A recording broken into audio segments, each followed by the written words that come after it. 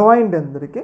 మనందరికీ తెలుసు ఆపరేషన్ సింధూర్ తర్వాత భారత్కి పాకిస్తాన్కి ఒక చిన్నపాటి యుద్ధం జరిగింది.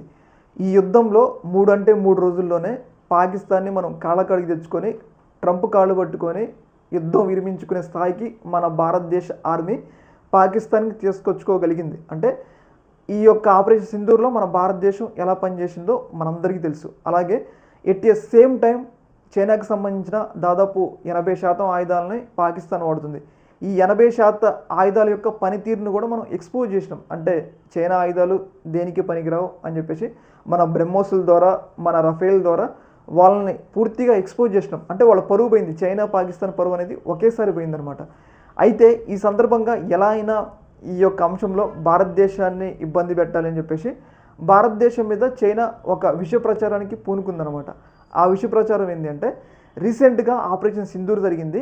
ఈ ఆపరేషన్ సింధూర్లో భారతదేశానికి చెందిన రఫేల్ యుద్ధ విమానాలు దాదాపు 2-3 కోల్పోయింది. ఎవరైనా రఫేల్ యుద్ధ విమానాలు కొనాలనుకుంటే ఆలోచించుకోండి, అంటే భయపెడుతుంది. రఫేల్ యుద్ధ విమానాలు ఎవరైనా కొనాలనుకుంటే ఆలోచించుకోండి అని చెప్పేసి భయపెడుతుంది. ఎందుకంటే ఆ రఫేల్ యుద్ధ విమానాలు కూలిపోయినాయి, ఎలాంటి యుద్ధంలో నిరూపితం కాకముందే వేస్ట్ విమానాలనే అనే రకంగా చిత్రీకరిస్తుంది చైనా.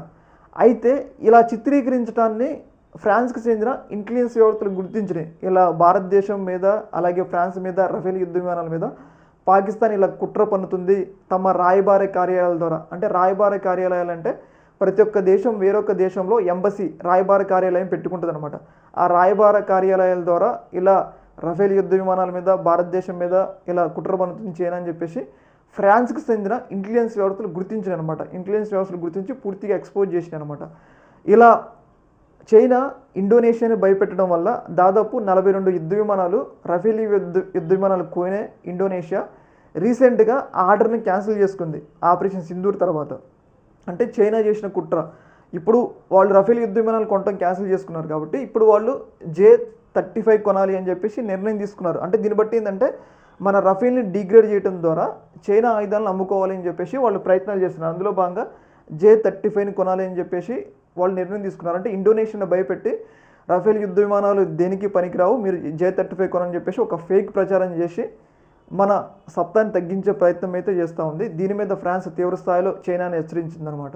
ఏదేమైనా కానీ చైనాని మనం బట్టలు ఇప్పి తీసి నిలబెట్టిన తర్వాత వాళ్ళ ఆయుధాలు ఎలాంటి పని చేయమనుకున్నప్పుడు వాళ్ళు ఎలా డైరెక్ట్గా మనని ఎదుర్కోవడం చేతగాక ఇలా అడ్డదారులు తొక్కుతున్నారని చెప్పేసి మనకైతే క్లియర్గా అర్థమవుతుంది అనమాట. ఈ యొక్క అంశంలో మీ యొక్క అభిప్రాయాన్ని కింద కామెంట్లు తెలియజేయండి. ఓకే మరి, థ్యాంక్ యూ.